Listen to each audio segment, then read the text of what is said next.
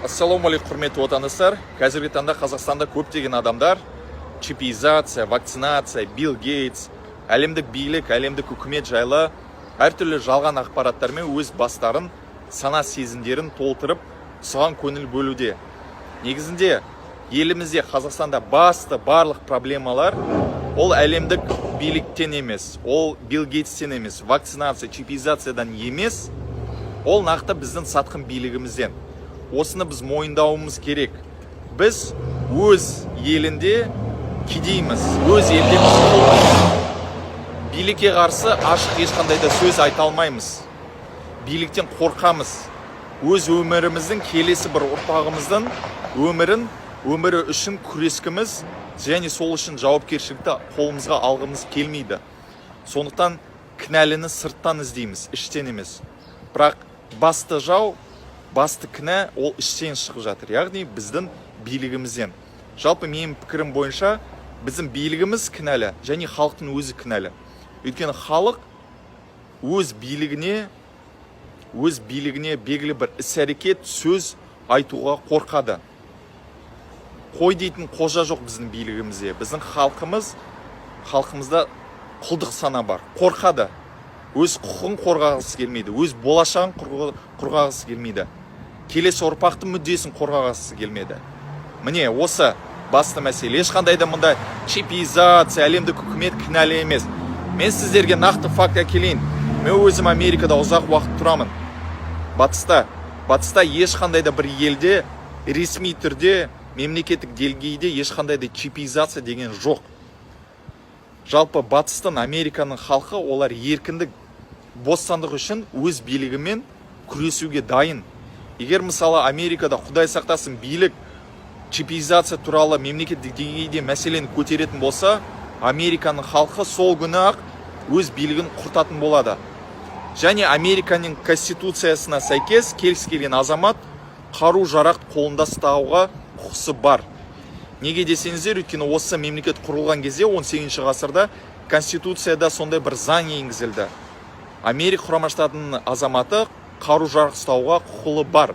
Неге десеңіздер, өйткені осы елді құрған адамдардың ойы бойынша, егер де үкімет, билік, диктаторлық, зұлым билікке айналғысы келетін болса, егер де өзінің азаматтардың бостандығын тартып алғысы келсе, осы азаматтарда қару-жарақпен өзінің еркіндігін, бостандығын қорғауға құқысы болу керек заң жүзінде. Және ол әлі де сақталуда 300 жыл бойы.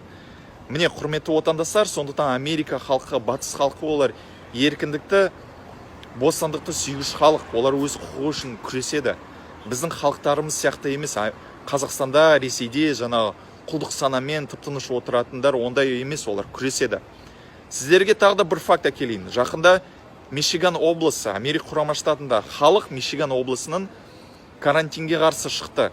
Карантинде отырғымыз келмейді, жұмысқа шыққымыз келеді, бізге еркіндік керек деп, қару-жарақпен өзінің әкімшілігін басып алды.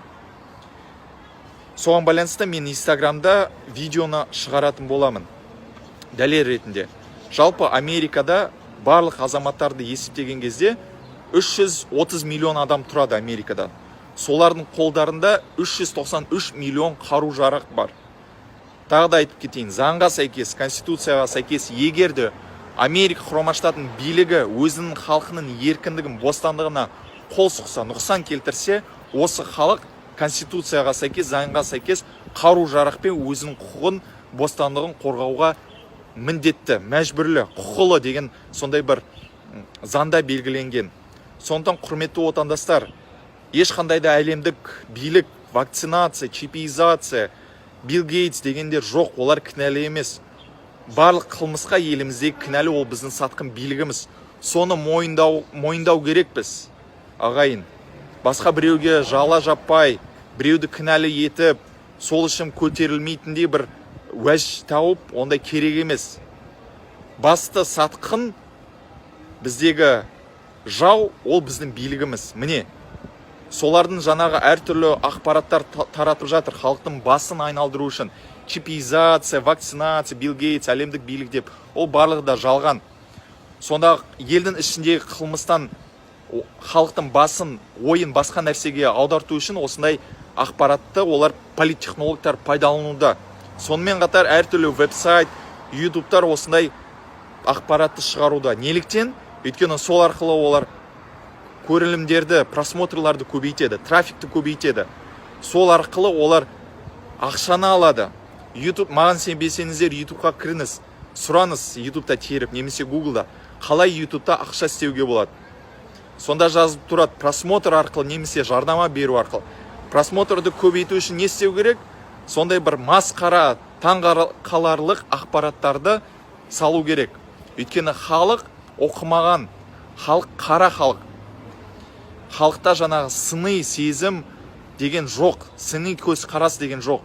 Ресми ақпараттардан ақпаратты оқымайды. Бір жалған өсек әңгімелерге өте сондай оңай берілетін адам екен, халық. Соның арқасында осы веб-сайт, YouTube каналдар ақшаларды істейді. Сондықтан құрметті отандастар, осындай жалған ақпаратқа көз бөлмеңіздер. Бастарыңызды, сана сезімдерді осындай жалған ақпаратпен толтырмаңыздар. Басты жау Қазақстанда ол Қазақстанның билігі. Сол кінәлі. Қайдағы бір әлемдік билігі емес. Алдымен өз билігімізден шешіп алайық осы мәселесі. Кейін басқа биліктерді ойлайық, құрметті отандастар. Міне, барлық ақпараттарды тек қана ресми бұқаралық ақпарат көздерінен алыңыздар. Ешқандай да жалған, өтірік ақпараттарға көз салмаңыздар. Баршаңызға рахмет, аман сау болыңыздар. Сіздермен бірге болған Еркін Қазақтар, Free Kazakhs, Америкада құрылған қазақ жастарының саяси партиясы. Сау болыңыздар.